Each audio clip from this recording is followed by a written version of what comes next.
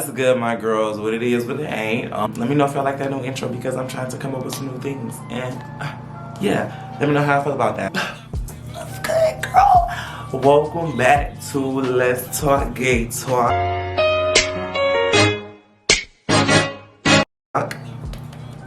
Yeah, I had to give an applause for that because y'all, I have been contemplating this whole little series for so long. I wasn't sure how it was gonna work. I wasn't sure when I was gonna do it. I procrastinated it. I did everything but bring it to life. And now that it's out to life and it's happening, and I see people watching it, and although it's not that many views, I'm just really passionate about it because it is something I always wanted to do. I don't care if it is a blow up later on. I know that I put out stuff that is educating people because, like, one of my friends has said, like, it really, really warmed my heart. One of my close friends was like, he basically went out with one of his friends and something that I have talked about in my video, it happened to him. And like he said during the time we watched the video, that is something he couldn't relate to. See my video, and it actually happened. He was like, oh my God, I see what Khari mean, I understand. And then like, okay, the fact that I'm able to talk about these emotions or certain stuff that we're going through and other people are realizing like, okay, that is what I'm feeling. Or something that they've been confused about, they now have clarity because I've talked about this and I've like explained this, and I just, y'all know I don't do all the extra talking anymore. I'm ready to like get straight to the chase. So with that being said, we're about to hop right into the video. Before we do that, do not forget to add my socials. My Instagram is Khari_famous. Every social media tag is Khari_famous except Snapchat. If you want my Snapchat, it's right there. Yeah. So yeah, let's get into it. So on today's episode, I really wanted to talk about internalized homophobia. Like, we're just gonna start by defining internalized homophobia. So it stems basically a shorter word for internalized homophobia is like self-hate. Alright, so to get a more clear definition, I had to Google something because it's so many words and so much stuff that goes into internalized homophobia, and I usually define internalized homophobia with examples. And for this video, I really want to give you like a little definition. So according to, I'm gonna give her little credits. According to Danielle Lyons, the article she typed up or not, but she said, internalized homophobia is what happens when we take biases, prejudices, and hatred towards gay folks reinforced by society, aka societal homophobia, and turn these biases inward back on ourselves. So if you can get that, I'm happy you get that, but if you don't get that, I'm about to give you my definition for the, the little soul people like me, get stuff, but we don't get stuff. We're not gonna ask again, we just gonna keep asking you to work with us. We're gonna say, can you say that in a different way? One more time. Just so for example, you and a straight boy are friends. This straight boy is really cool, but he does not want to speak to you in public. And this happens oftenly. Not like here and there when y'all see each other by yourselves, but like when he with his boys, or like if you play football, when he with the football team, or whenever he out with people that he feel most comfortable around, will he speak to you then? And let's say he doesn't speak to you, and you ask him about it later on, you just doing too much, I just didn't speak to you just because, because this, I'm speaking from my personal experience, this happened to me. Later on, he admits like, I don't want them talking about me. I don't want the boys saying I'm gay, or I don't want anybody else looking at me like I'm gay because I spoke to you. To me, that is an example of internalized homophobia because raised as a child, you were taught, it's okay to be cool with gay people. Don't be too cool with them because society will paint you as gay. Does it make sense? I really hope so. I really hope so, because that was like something that happened to me, and I had to help the boy understand like that is the internalized homophobia. You're not consciously doing it. You don't see yourself doing it, but you're doing it. You're pushing yourself away from me because of my sexuality, and you're like differentiating even more. You're agreeing with the people around you, saying things such as, oh, you gay, oh bro, you talking to him. Like whenever a straight boy goes to associate with some of his gay friends or anybody in the community that's just his friends, and everybody like he making it a joke, like that's very much so an internalized homophobia. Like that is internalized homophobia. Now I just want to kick it and talk about some things with my opinion with this, because this is what this is for. I feel like internalized homophobia affects us from the straight standpoint. Yes, it affects us the most because people in the community grow up, unconsciously do things to their community, but they think it's okay because the heterosexual people are approving it. So like, one thing that really itches my skin, my everything, is like people who using privacy, or that's none of their business, as a way to confine their sexuality. I understand being private, but there's a difference between being private and hiding something. Some people hide the fact that they're gay. Like, they sort of out. Everybody should know. Why shouldn't people know who you are in the community that you're a part of? It's who you are. But you know society doesn't accept it, so you blatantly and unconsciously decide to hide yourself because that is how you were taught or how you were raised. That is something that really grind, because these type of people are the people who be on Twitter, Facebook, Snapchat, Instagram, everything like, this is why I don't mess with other gays. I can't stand a gay that do this. Can't take all that extra stuff, it's not necessary. All that, what? Do you not make, you are a part of this community. Just because you don't wear those nails and lipstick don't make you less gay as me, baby, you're gay. Like, it's like an in denial thing. And I forgive those people who like have had those bad experiences. In some people's cases, they can have an experience where they're just coming out into the world. Like I said in my previous video, don't go into the scene or into the gay community looking for yourself because it won't go right. So, go watch that video to find out more about that. Let's Talk Gay Talk episode 2. Don't go into there. And when people do that, like a thing can happen where they run into an older gay that's very messy, that doesn't love themselves, and like the older gay will hurt the baby gay, and the baby gay will take that one experience and run with it. Like, they will stop associating themselves with all gay people because they're just like, is this what my community is? It's gonna be messy. Every gay person's gonna try to hurt me. And honestly, I'm sorry that you had that experience. And 2, I commend you for sticking it through. If you have been through this and you stuck it through and came back to your community and realized what happened and fixed it, I give you kudos to you because you gave it a chance. You gave it, like, it's so many factors that factor into internalized homophobia and self-hate within the community. It's just like, it's hard to narrow down certain pinpoints, but it's certain stuff we can talk about that needs to be talked about, that needs to be stopped. I know I'm not tripping. But now, if you have a different opinion on that, please let me know, because there is a lot of gay people who do have different opinions on that. And I know that for a fact. I've been talking to certain gay people and helping them understand and see, like, what they're doing wrong, or not what you're doing wrong necessarily, but what are you doing to hurt yourself, and the ways you're showing that you don't love yourself, if that makes sense. You know, oh, here go the sirens girl. The sirens said they want to hear and they want to get their piece too.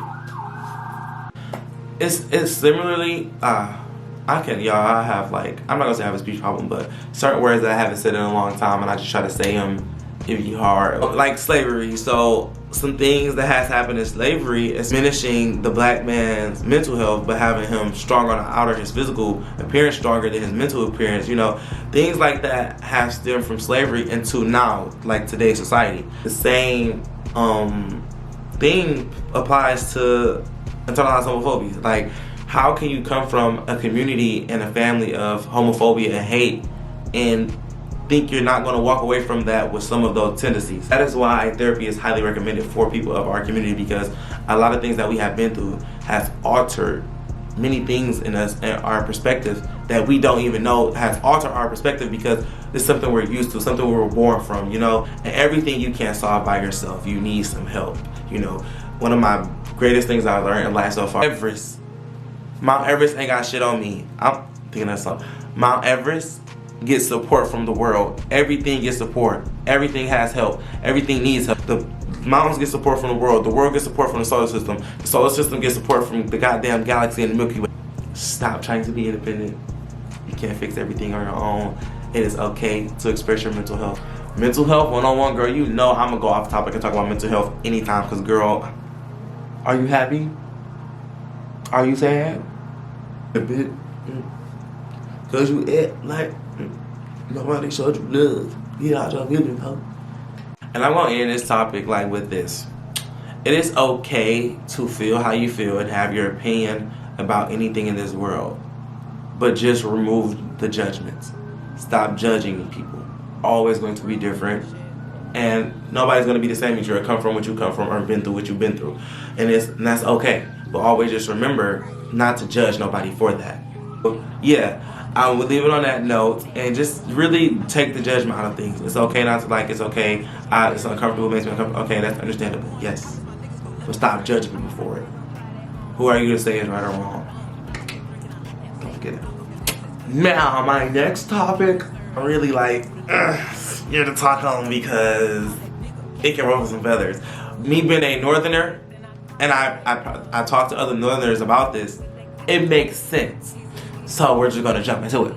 So Southern people are raised with manners and to a certain way. Like tradition is everything, respect is everything, boundaries are nothing, love is everything, family is everything, self-love is nothing, mental health is nothing.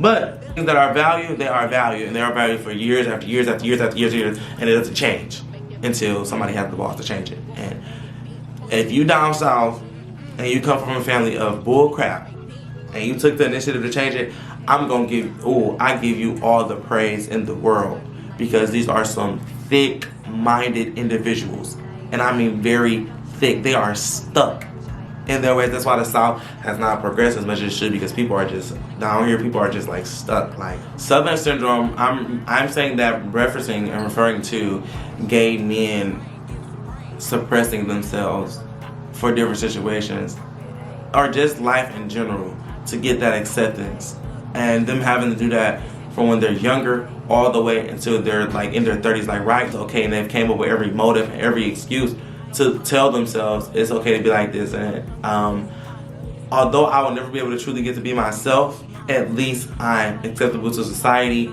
and it's never supposed to be like that.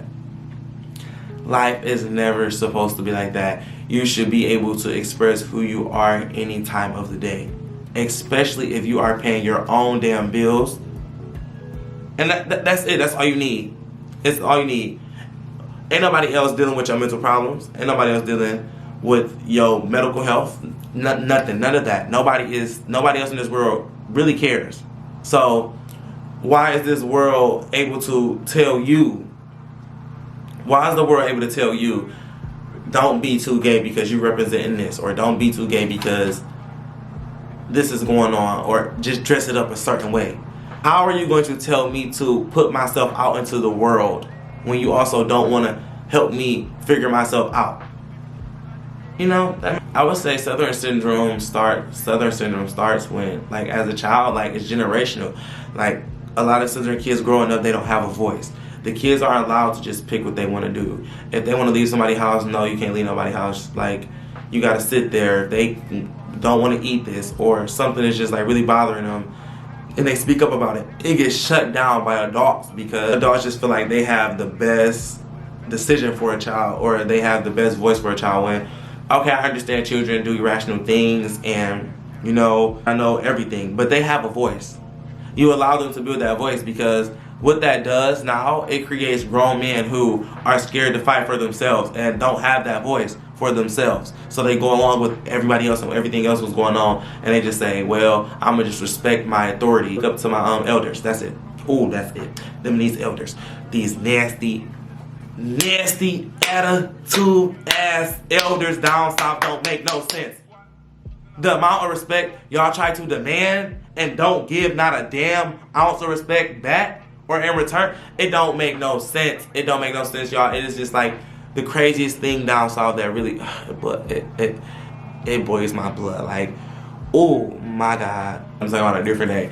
But yeah, you know, they just look up to these elders and they're not questioning nothing, and they're not just not speaking up. They're scared to even ask why, you know. And that's how kids get molested, raped every day down south, and it's just not talked about, because y'all teach these kids not to have a voice, and then they get nothing, or years later when they come out, y'all just be like, oh, why you made Ben say something? And it's just like, what?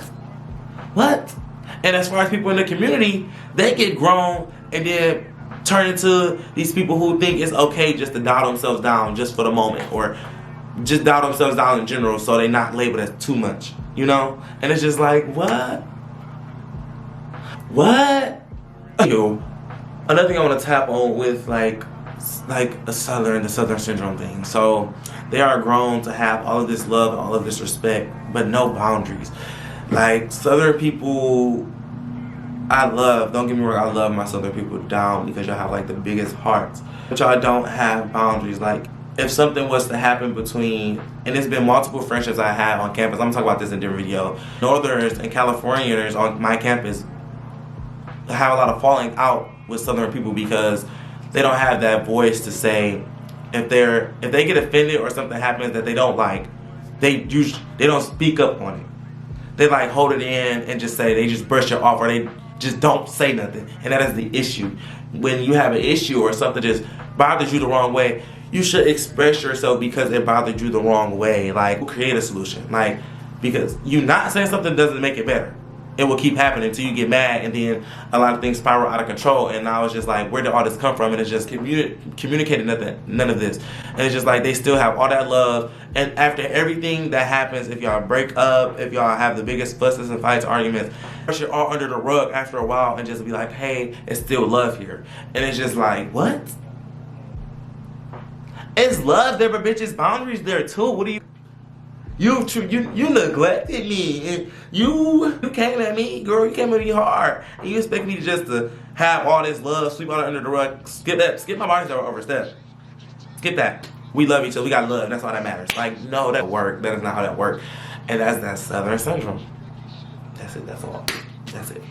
Shoot. And that's really all I want to talk about in today's video. I challenged myself to upload a week's worth of content, which I'm still trying to do. I'm like 2 days behind, I don't believe, because I've been in my head and my feathers. I'm here. It's out now.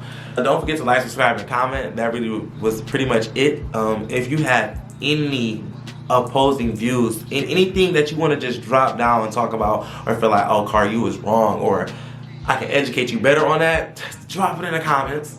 We want to hear it. That's what this is for. You know, I want to hear it. I have yet to get the responses that I've been looking for, but hey, when it's time, it's time. You know, whatever. But right now, I'm just gonna thank y'all for watching this. Don't please leave a thumbs up. I really appreciate that. Leave a thumbs up. Add my other socials, Khari_famous on everything except my Snapchat, which I put in earlier. Don't forget to catch up on my other Let's Talk Gay Talk episodes. They are great. They are educating. And it's a good talk. It's a good space.